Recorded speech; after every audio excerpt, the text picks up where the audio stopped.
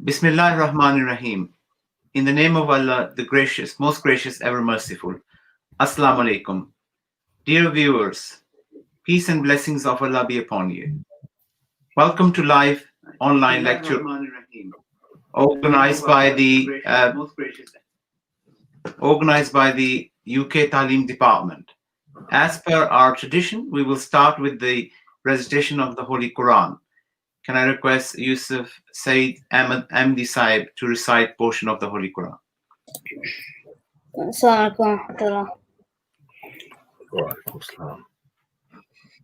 أعوذ بالله من الشيطان الرجيم بسم الله الرحمن الرحيم يا أيها الناس إنا خلقناكم من ذكر وأنثى وجعلناكم شعوبا وقبائل لتعارفوا إن أكرمكم عند الله أتقاكم إن الله عليم خبير. Translation. I seek refuge with Allah from Satan the accursed. In the name of Allah, the most gracious, ever merciful.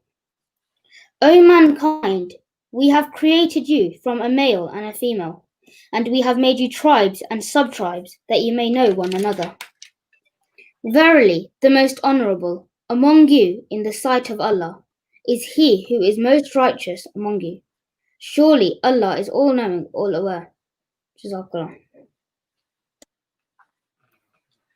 Jazakallah. Tonight we have the pleasure of being joined by Mohamed Arshad Ahmedi Sahib, who is a regulatory affair global director for the Chinese pharmaceutical company that specializes in anti-cancer injectables.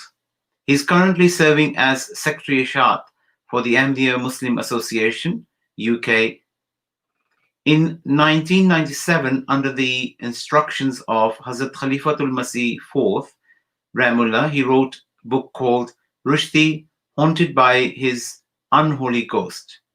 In response to misinterpretation or misrepresentation of the Holy Prophet Mohamed, peace, blessings upon him, by Salman Rushdie and other Western writers. In 1989, celebration of the Ahmadiyya Muslim centenary, he coordinated cycle marathon from Bradford to London, raising 21,000 for 3 different UK charities. As always, there will be an opportunity for you to ask questions. These will put to Arshad Ahmedi Sahib on your behalf in the last 15 minutes. Please type your questions into the live chat and kindly ensure they are relevant to the lecture's topic. It gives me a great pleasure to hand over to Mohamed Arshad Ahmedi Sahib. Jazakallah. Assalamu alaikum wa rahmatullahi wa barakatuhu. A'udhu billahi minash shaitanir rajeem. Bismillahir rahmanir rahim. It is indeed another great honor and privilege to be invited again to the Talim lectures, which have grown in stature over the last 6 months or so and have become an institution in itself. The subject that I have chosen to speak on tonight is on culture and religion and racial integration. The subject is so vast and complex that it would take a length of time as long as civilization itself to fully cover it. I have approximately 40 to 45 minutes to cover a subject that spans 20 to 30, 100 years. But with very limited time allocated at my disposal, rather than just whizzing through to cover as much as possible, I have selected just certain aspects that is hoped we could all relate to, which hopefully you will find of interest. First of all, what is culture? There are many descriptions you'll find when you Google it, and in fact, the Oxford Concise Dictionary gives its meaning thus: the arts and other manifestations of human intellectual achievement regarded collectively, refined intellectual development, the customs, civilization, and achievements of a particular time or people, or improvement by mental or physical training. But I found the description given by Huzur Aqdas Sayyid al-Tala bin Aziz during his landmark address in the heart of Berlin, entitled Islam in Europe, A Clash of Civilizations, on October the 22nd, 2019, which is very fitting for my lecture. Huzur said in his address, "Separate and distinct from civilization is a nation's culture. Culture is a manifestation of the views of a people, their attitudes towards social issues, and their practices. And instead of being based on material progress, culture is rooted in morality and the religious values and traditions of a nation. Thus, civilization is the material, technological, and intellectual development of a society, whereas its culture is based on the religious, moral, and philosophical makeup of that society." So, culture is the characteristics and knowledge of a particular group of people, encompassing language, religion, cuisine, social habits, music, and arts. The word culture, in fact, derives from a French term, which in turn derives from the Latin colere, which means to tend to the earth and grow, or cultivate and nurture. Culture is a term used by social scientists for a people's whole way of life. A people's culture consists of all the ideas, objects, and ways of doing things created by the group. Culture includes arts, beliefs, customs, inventions, language, technology, and traditions. Culture is acquired over a length of time. It is acquired by people because it consists of learned patterns of behavior. For example, the related customs of dating, of courtship, and marriage make up a cultural pattern. Other patterns include the style of dress, patterns of various economic, political, and social systems, and patterns of bringing up of children. For as we all know, as children grow up, they learn culture from the people around them. It is also important to note that you cannot change from one culture to another by a simple act of, say, changing your headgear. By exchanging your jinnah cap for a bowler hat does not change you from a Sahib to a city gent. So what is the importance of culture?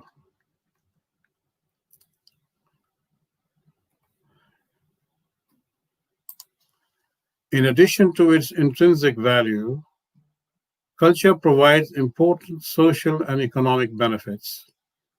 With improved learning and health, increased tolerance and opportunities to come together with others, culture enhances our quality of life and increases overall well-being for both individuals and communities.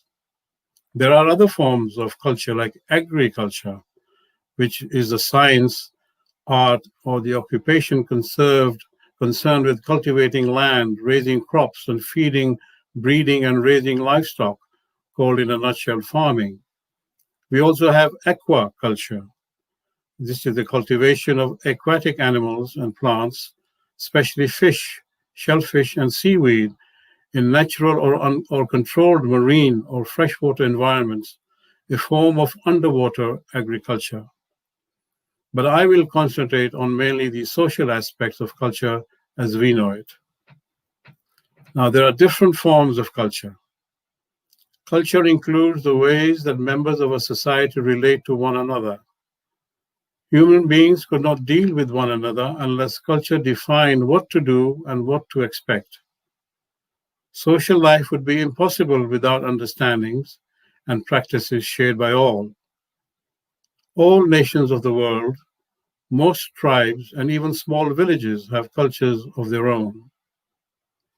What these cultures have in common is that they all have features that result from basic needs shared by all people.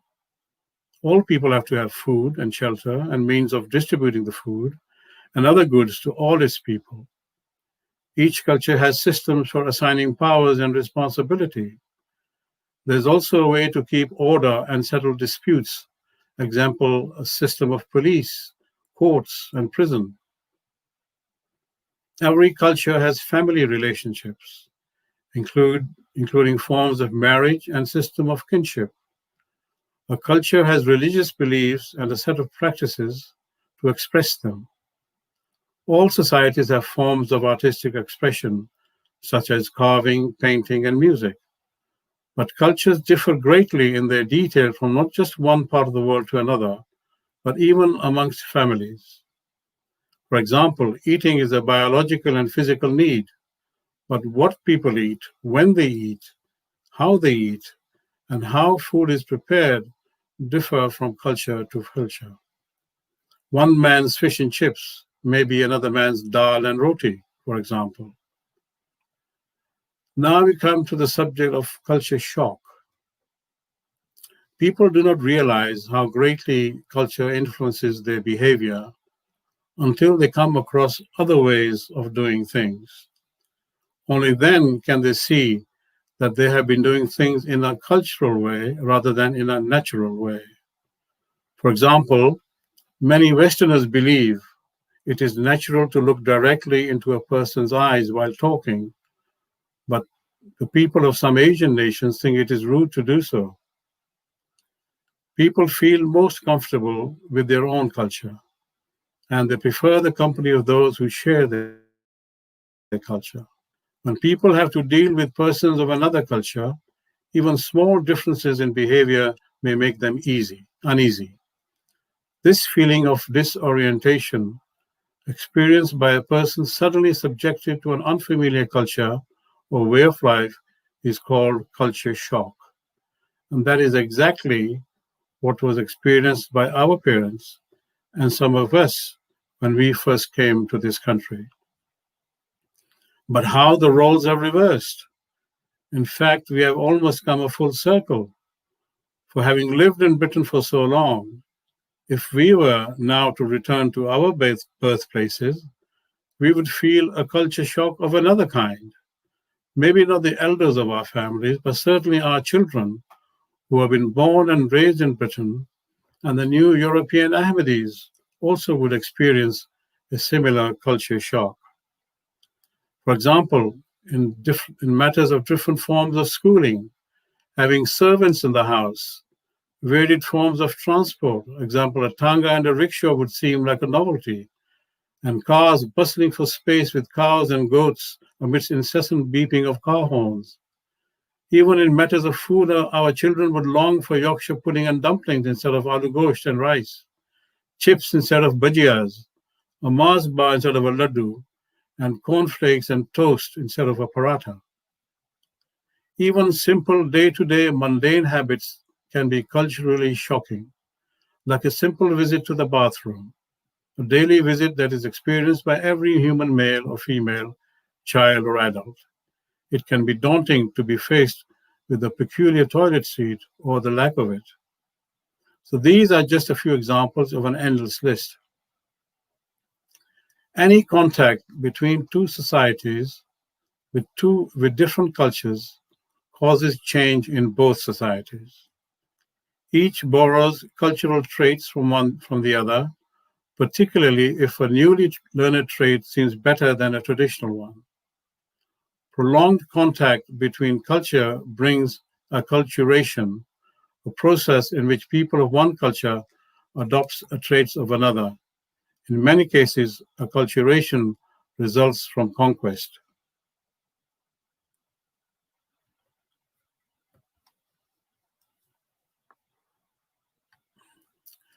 For example, the British conquered almost the whole world, and until recently were still rulers in the Indian subcontinent and parts of Africa, where most of us come from, and we have all witnessed the overwhelming influence of their culture. Because they were the rulers, the natives of the countries in which they ruled always aspired to imitate their culture and habits. And because of this imposition of a supposedly superior culture, it gave the Asians and Africans an inferiority complex that some are still trying to get rid of. Oh, how desperately the world needs to follow the teachings of the Holy Prophet of Islam, Hazrat Muhammad Mustafa sallallahu alaihi wasallam, who delivered an address at Mina, famed in history as the farewell address of the Prophet, in which he stressed the equality of man. All men, whatever nation or tribe they may belong to, and whatever station in life they may hold, are equal. Even as the fingers of the two hands are equal, so are human beings equal to one another. No one has any right, any superiority to claim over the other. You are as brothers. Unquote. The promised Messiah salam also warned of the superficial attraction of the culture of the West. In pages 82 to 83 of Tofa Golaria, he writes, "It was in the knowledge of God the Sublime that this people," referring to the Christian people, "would grow in power day by day until they would spread all over the world and would use every resource to convert people to their faith, for instance, by polemics, by financial advances, kindness and courtesy, glimmer of wealth and grandeur, pandering to carnal desires, freedom and permissiveness, criticism and fault-finding of other faiths. In short, by using every device to cajole them into their fold." So how does religion fit into all this? I will now discuss the need of religion within culture. Whereas civilization is a purely materialistic conception, culture springs from spiritual advance. The culture of a people may be said to consist of those ideas and ideals which grow under the influence of religious or ethical teachings. A religious teaching provides the foundations. Followers of that teaching then build on those foundations, and building on those foundations, the followers may travel from the original teaching, but they can never completely lose touch with the foundations.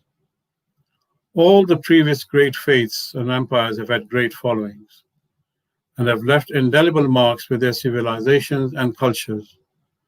The Roman, Jewish, and the Christian cultures have all had their periods of influence, and the history of the world is witness to the fact that the human mind has advanced through many periods of social progress, but it has still failed to reach the conception of a large human brotherhood.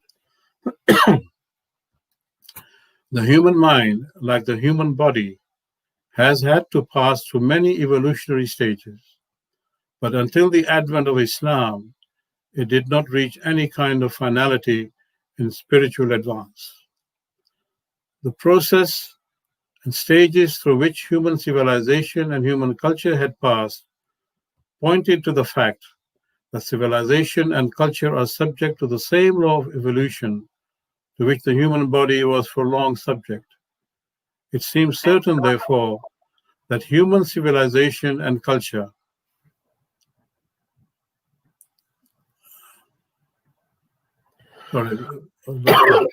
human civilization were attained to an ultimate perfection in the same way in which the human body, after a long process of evolution, had attained to an ultimate perfection of form. And this alone indicates the need of Islam in the presence of other religions, the need of a religion which should provide an end to the evolution of human culture, an end which is embodied in the teaching of the Holy Quran. If we can refer to my spreadsheet, Al-Yawma akmaltu lakum dinakum wa atmamtu alaykum ni'mati wa raditu lakum al-Islam dina. This day have I perfected your religion for you and completed my favor upon you, and have chosen for you Islam as religion. So a question might arise, why did God not make mankind into one tribe from the start? This is fully answered in the verse from the Holy Quran, which Yusuf recited at the beginning from Surah Al-Hujurat, chapter 49, verse 14. The verse lays down the basis of an all-comprehensive, all-pervading brotherhood of man. The verse, in fact, constitutes the Magna Carta of human fraternity and equality. It lays the axe at the false and foolish notions of superiority born of racial ignorance or national conceit. All men have been created from a male and a female as human beings. All men have been made equal in the sight of God. Excuse me. The worth of a man is not to be judged by the pigment of his skin, the amount of wealth he possesses, or by his rank or social status, descent, or pedigree, but by his moral greatness and by the way he discharges obligations to God and man. The whole human race is but one family. God says, referring to these verses again, that he has divided mankind into tribes and nations for greater facility of social intercourse and recognition. It is not impossible to conceive that if everyone on earth would have been alike in culture, language, complexion, etc., not only would this world have been very unspectacular and boring, there would have been no particular urge to learn from each other and develop in various facets of life. It is only the diversity in life which propels people to progress towards higher goals and objectives. In fact, the Quran further stresses the need to study the social conditions in the world in order to understand different cultures and the way different people live. How else may we be able to invite the whole world to Allah if we did not understand the social conditions in the world? But in trying to study other cultures is where we have to tread warily, because there is moral danger lurking behind every corner, and especially for the weak, who tend to be swept away by the glamour of a materialistic culture, and where people have come to settle in a different country with a quite different culture, as in most of our cases, for example, the problems are increased manifold. If there is no faith in religion and no parental guidance at home, youngsters especially can sometimes be completely engulfed in a newly, apparently more attractive, spellbinding culture. And by adopting their ways, they completely lose their culture, their identity, and most of all, they lose their faith. Our Ahmedi brethren all over the world face social problems with fellow countrymen due to cultural and religious differences. But I will confine my discussion to the culturally related social problems in Britain. And this applies to both people who have come to settle in this country and made this their home, and also to the natives of this country. Throughout the ages, there have always been social problems of one sort or another, and the previous faiths had temporary solutions for them through their teachings, and consequently failed in the long term as they lacked adequate guidance, or because of the fact that they were not meant to fulfill a universal role, but a limited role restricted to a certain people at a certain time. This is one of the primary causes of irreligion, because when people turned towards it to provide the relevant guidance, that guidance was lacking. And now, at the present moment, when social problems have hit an all-time high, you only have to watch reality TV to be reminded of the distressing situation. Who can mankind turn to? The people in power, who set the laws and the rules and regulations that in turn affect and influence the social behavior of the masses, are merely politicians, and we all know where their vested interests lie: self-aggrandizement and power for the sake of power alone. But society today is affected even more greatly by other groups of leaders in different walks of life who have a spellbinding and disturbing effect on especially the youngsters of today. This brings me to the subject of the leaders of disbelief. Any person or individual who is in charge of a group of people or has influence or power over other people in a way becomes a leader. Some strive to become leaders, for example, politicians. Some are born leaders, and some are downright lumbered with it. But if as a consequence of their misuse of power, they lead people astray, then those so-called leaders of nations, those leaders of fashion, etc., in effect becomes leaders of disbelief. And they get a mention in the Holy Quran in Surah Al-Qasas, chapter 28, verse 64. قال الذين حق عليهم القول ربنا هؤلاء الذين أغويناهم كما غوينا تبرنا عليك ما كانوا إيانا يعبدون. Then those against whom the sentence of punishment will have become due will say, Our Lord, these are those whom we led astray even as we had gone astray ourselves. We now disassociate ourselves from them and turn to thee. It was not us that they worshipped.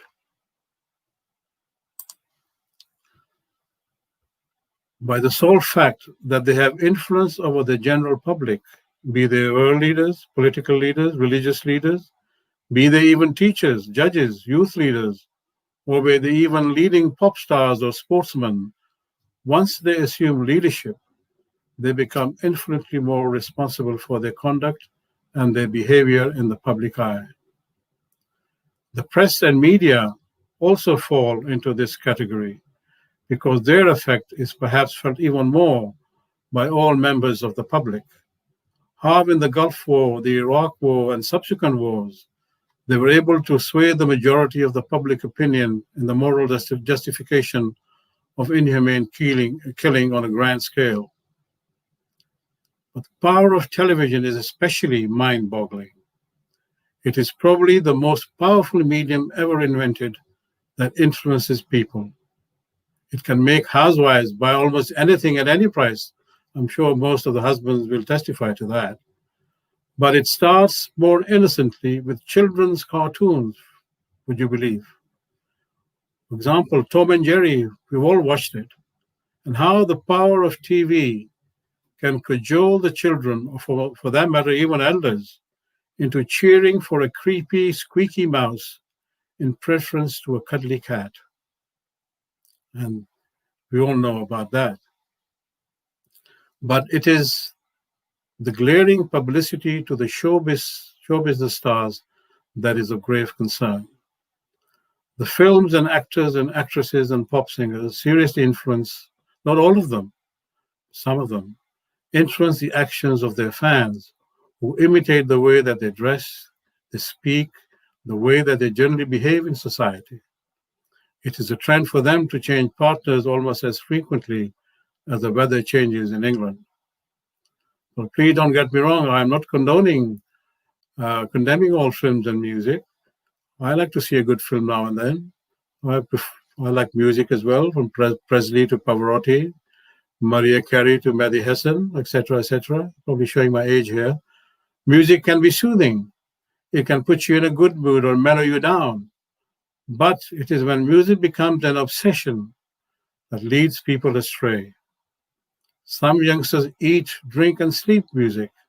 From the time that they get up to the time they go to sleep, they are completely engrossed in it, even to the point of neglecting their prayers.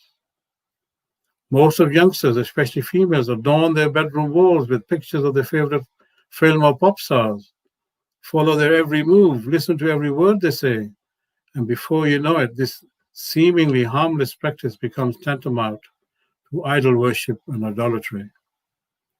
The fans begin to copy their social habits just to be accepted into the in crowd, like taking of drugs, booze binging, etc. and they also copy the way that they dress, and which can be most provocative. Of course, you should dress smartly and move with the times, and this can prove very expensive at times. How many men here who have wives and daughters at the time when a wedding comes up, even though the wardrobes are bulging at the seams, the women will still insist they have nothing to wear. They need something that is in vogue. But men also have been followers of fashion. We are all, I think most of us for the 70s plead guilty to wearing floral shirts, flayed trousers, platform shoes. But seriously, I think no matter what dress you wear, whatever fashion or culture you follow, the important thing is that there should be modesty in dress and behavior. There should be decorum and decency, and above all, there should be dignity. But by far, the most worrying trend is in the popular sexual attitudes and practices which have eaten its way into the vitals of Western culture and which is spreading like wildfire amongst other cultures where religion has been given a second billing. Young people who practice chastity are considered odd. Indeed, they are scorned and ridiculed by those who smugly and arrogantly think premarital and extramarital sex is a sign of love. Premarital sex is considered the norm, and there are immense pressures on young people to engage in sex before marriage, to live together, and to have children outside of wedlock. Even in most TV sitcoms and soap operas, the unmarried are portrayed as active sexually, and this is considered normal, accepted, and fashionable. These pressures emanate from the media and the showbiz stars who are the true leaders of disbelief. Sad to say, even the Indian culture seems to have swayed that way.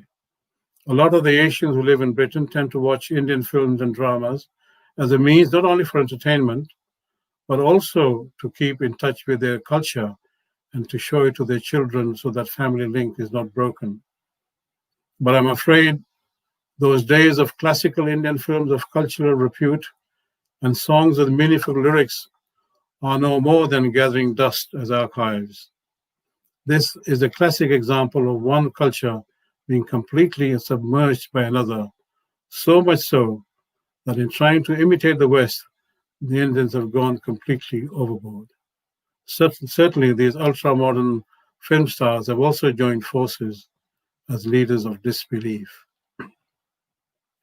Sportsmen, too, are trendsetters and have large bands of followers who are also affected by their behavior, and thus they also become leaders in a way.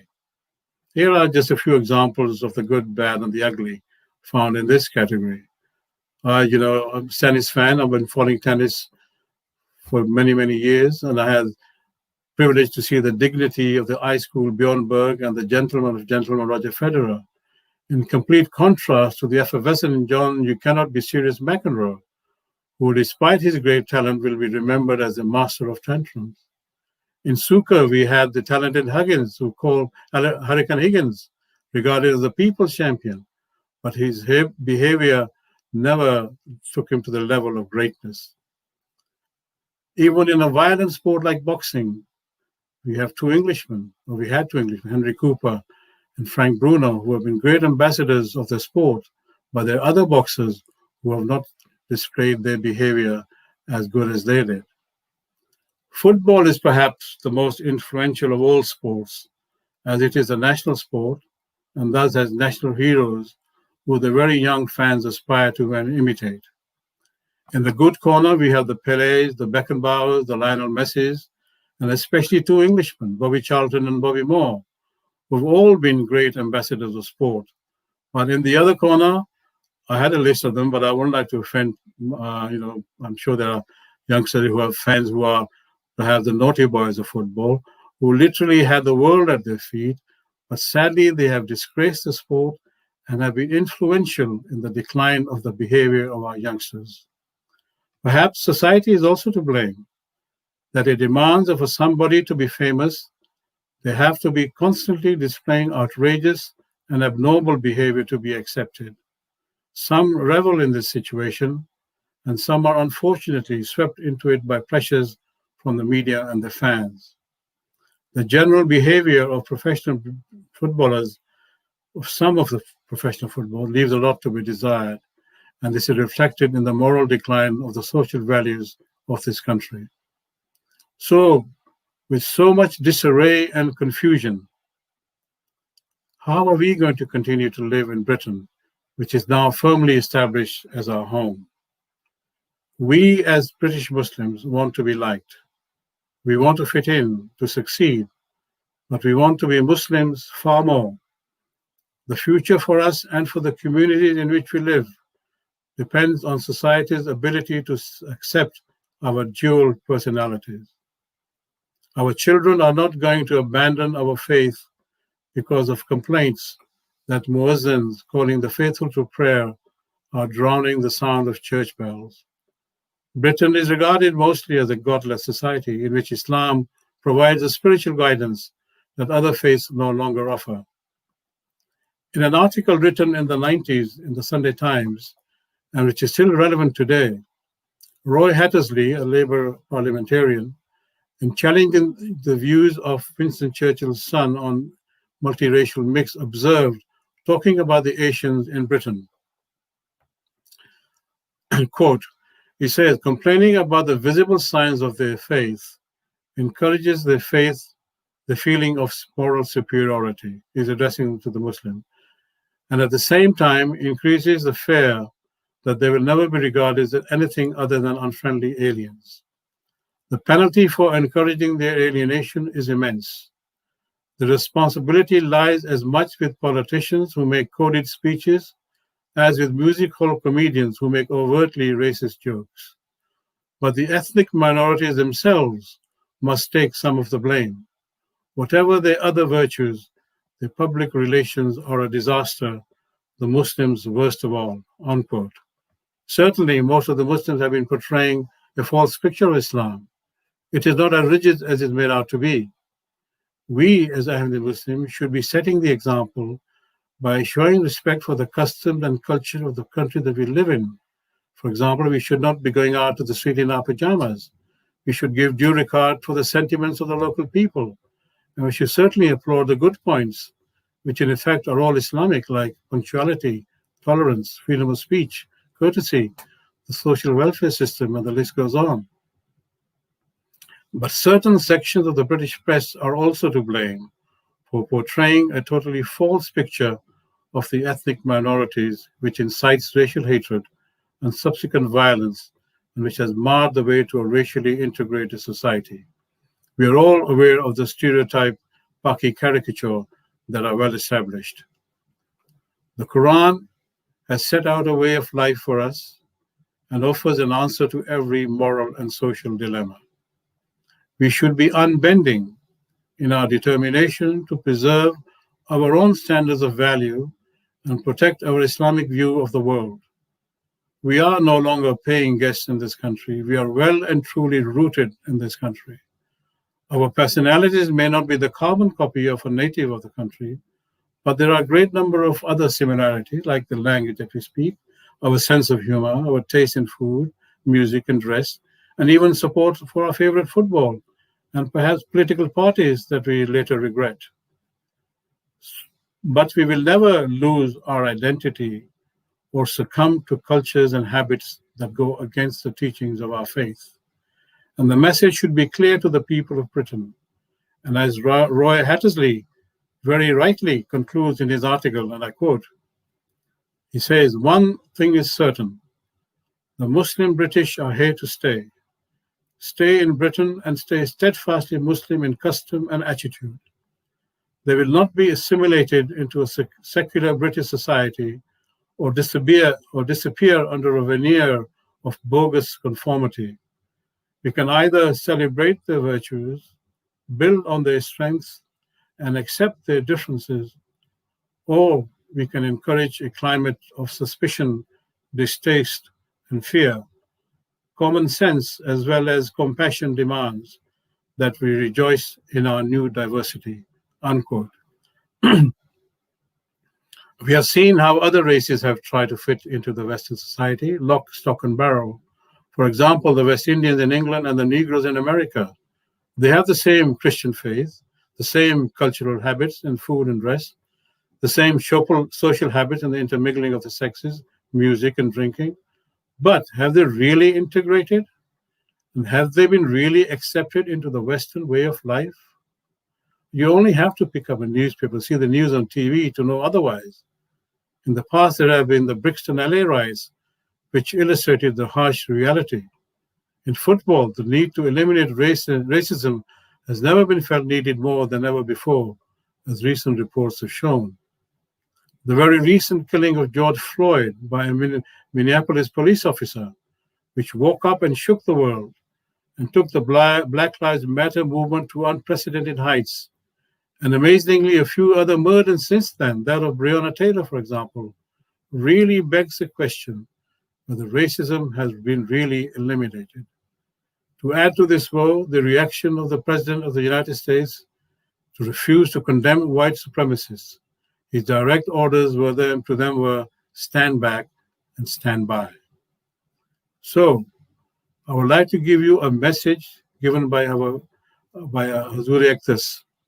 This was also in the opening address when I quoted the civilization. And this is also he gave in verse. He said, as a religious leader, as a Muslim religious leader, I believe you should protect your heritage and culture. He's talking to the West. I believe you should protect your heritage and culture by focusing your energies on arresting the decline in religion and bringing back towards faith and belief, whether that be Christianity, Judaism, or any other. So, being Ahmedi Muslims and with a completely different faith and a way of life, what chance do we have? We cannot win the hearts of the local people by imitating their every habit and by being completely assimilated into their society. We have to win their hearts by imparting the love of Hazrat Muhammad Mustafa Sallallahu Alaihi Wasallam. A revelation of the promised Messiah Alayhi Salam comes to mind. He said, Zindagi ke fashion se dur ja pare, meaning keep far away from the fashions of this world. Discard the fashions of others. Institute your own fashion, external, internal, moral, spiritual, and physical, with the light and love of Hazrat Muhammad Mustafa Sallallahu Alaihi Wasallam.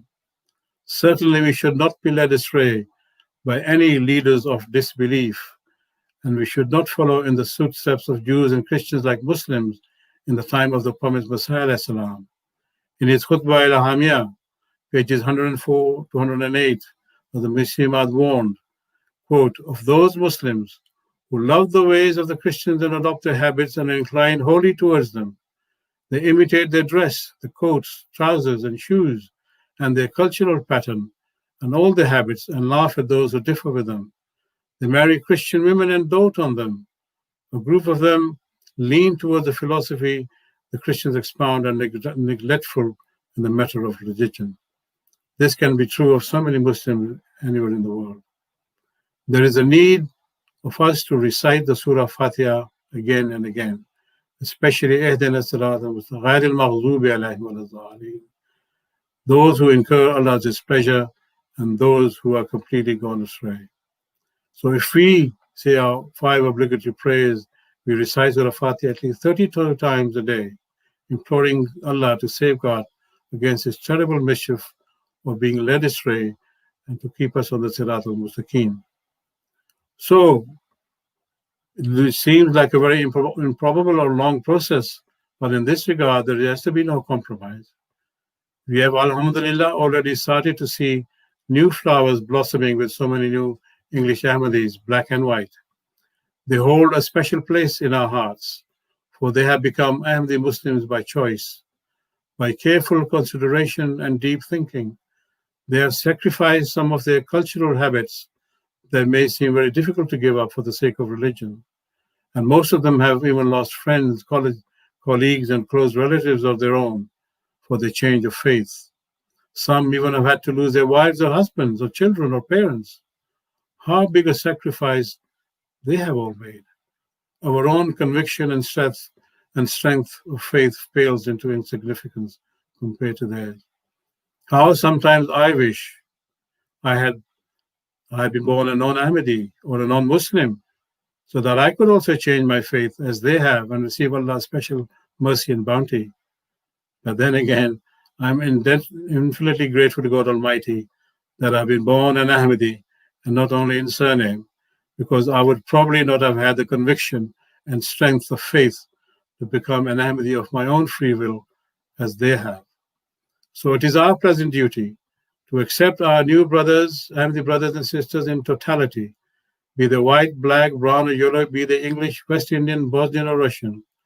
We should set aside our cultural differences, and we should see more interracial marriages amongst us Ahmedis. We do have our share of difficulties in getting decent matches for our children, especially our girls. So perhaps this is a solution now to fully open our wings and truly become an interracial as well as an international community. In the very recent excellent documentary shown on MTA entitled The Golden Rule, it shows an extract from Hazur's USA Jalsa Salana Friday sermon on 20th of June 2008 regarding this very subject of interracial marriages. Hazur said, and I'll see if I can play it for you.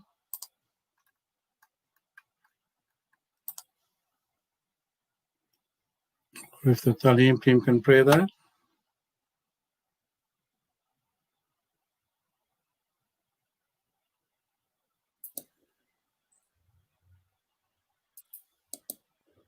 Talim team, are you there? Can you?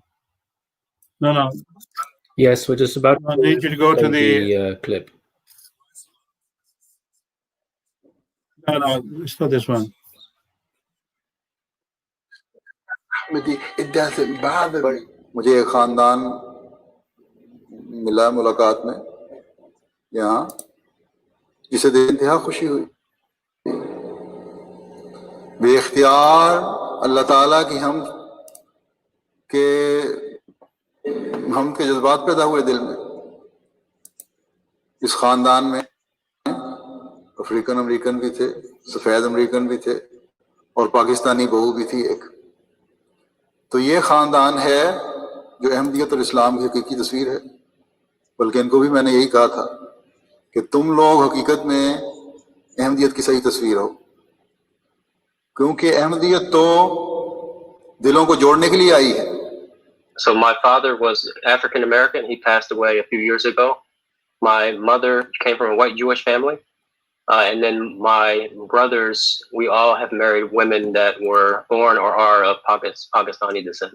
So there is no form of racism in Islam. And so I think our religion had a large part to do with us becoming a multicultural family and not being concerned with someone else's race.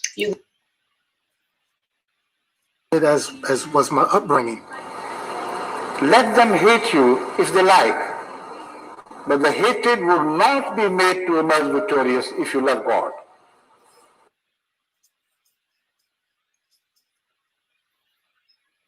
That is the precondition for your victory. Because your victory will not be against humans. Your victory will be against evil, against ugliness or immorality. So I hope and pray that the American Ahmedis would take up the cudgel for this message and tell their brothers all around America to rally round the flag of unity of God. That's the only way of their survival. Then they would emerge like Bilal.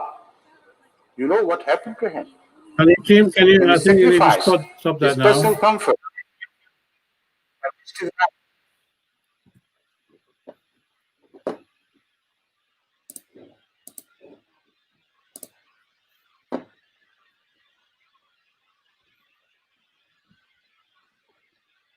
Team Sahib? हाँ जी.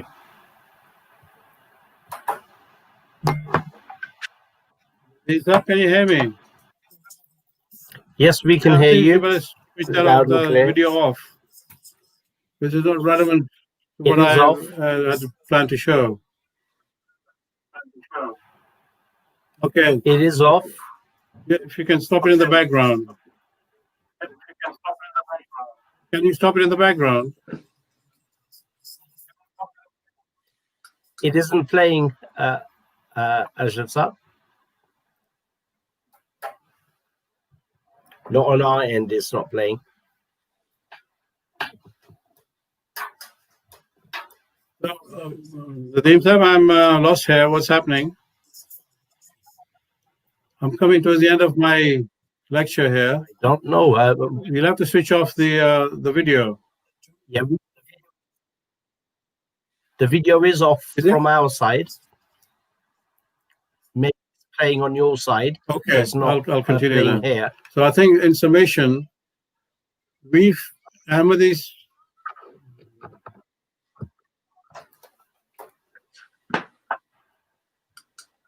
Okay, in summation, Ahmedis today face the biggest challenge of all, because not only do they have to confront the cultural and religious differences of the West, not only do they have to confront the cultural and religious differences of the Asians, but they also have to confront the cultural and religious differences of other Muslims as well. But Ahmedi Muslims are the ones who are set apart, whose glow is brighter than the rest. They are the ones whose moral values are high and above and superior to the rest. We have witnessed great miracles in the beginning of the 2nd century of Ahmediyyat, whereby great nations and cultures have been humbled and tumbled, and now on the threshold of even greater miracles. How lucky we should regard ourselves if they treat us like odd ones out, because then we can begin to be compared to the companions of Hazrat Muhammad Sallallahu Alaihi Wasallam and to the companions of the Masih Maud. Even the great literary man George Bernard Shaw made his observation on Islam in this regard. And I think most of us have read this extract from one of his books.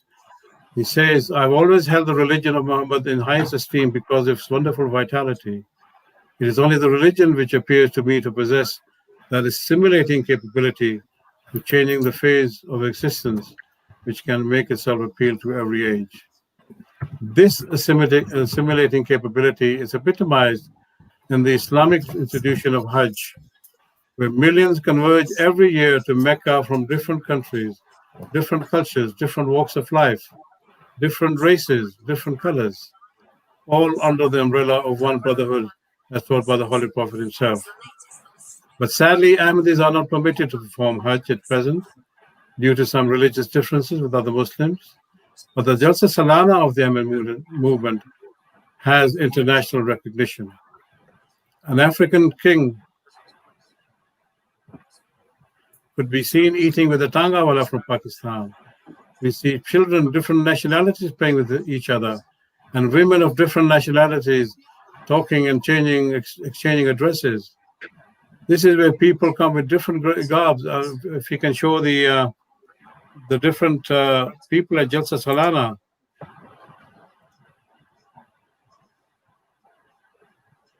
There you can see different people in different nationalities and different, even Red Indians who come to Jalsa Salana.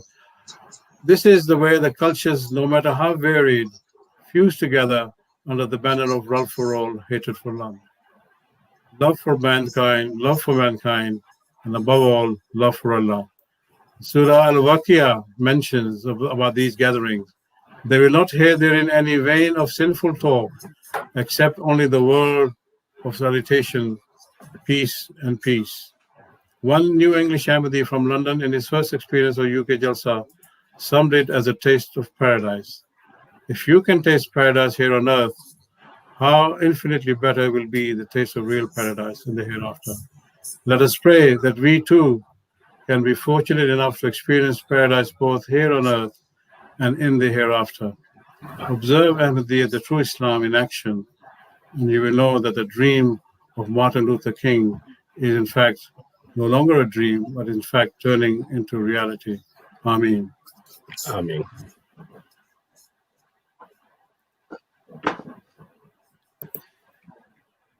Right.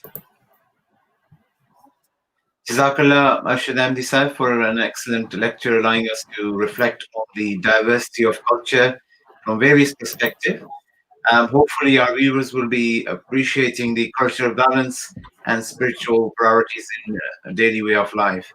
Now I will pass on to Waqar Ahmedi Sahib to conduct the Q&A session. Jazakallah. We have a question from Mohamed Ikram Dar Sahib from Cardiff.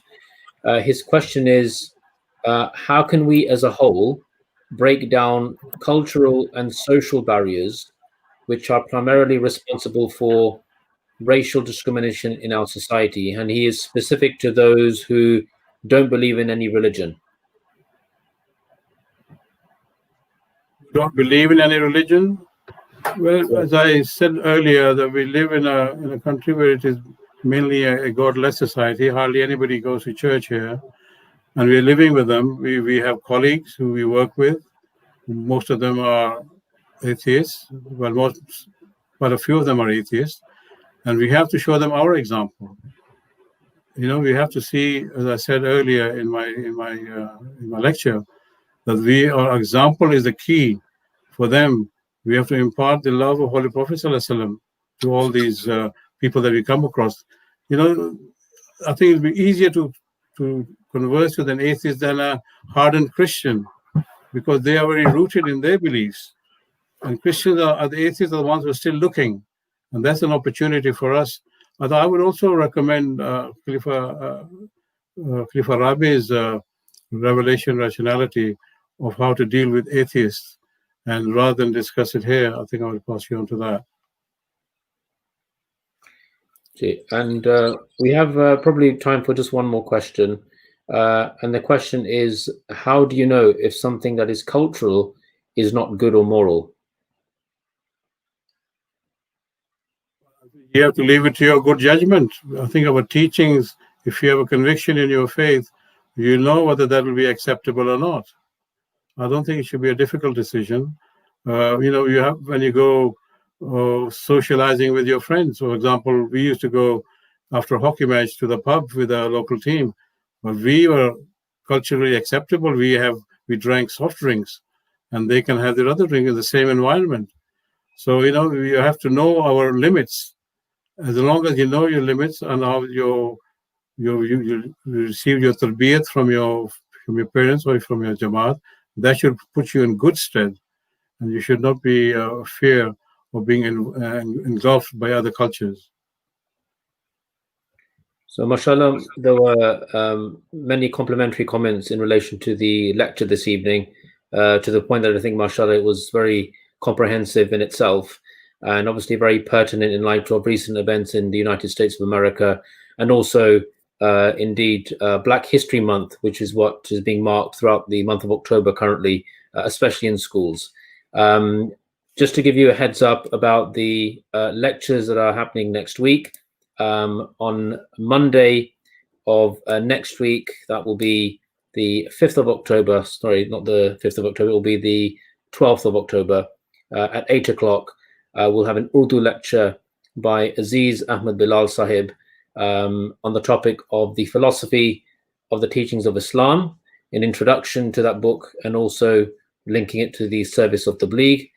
And then on Tuesday of next week, a week today at 8 o'clock, we will have the third of the three-part series of lectures by Mohamed Ibrahim Ikhlaf Sahib on the commentary of Surah Al-Fatiha. So please join us for both of those lectures at 8 o'clock next week. I will hand over now to our respected National Talim Secretary, Nadeem Rahman Sahib. Jazakallah Wakar Sahib. Arshad Sahib, I would like to thank you. I know you came as last minute because our planned speaker couldn't turn up. So Allah bless you for coming and being prepared so well. And again, Jazakallah to all the viewers. If I could humbly request you to lead us in silent prayer, please, Arshad Sahib, and then we can bring the program to its conclusion. Jazakallah. I'd like to thank the team again. Please join me in silent prayer.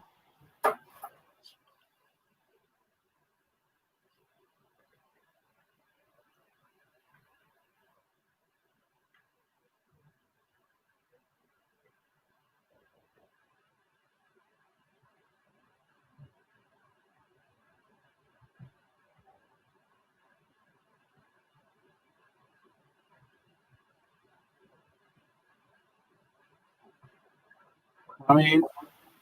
Ameen. Jazakallah once again, and Assalamu alaikum wa rahmatullahi wa barakatuh.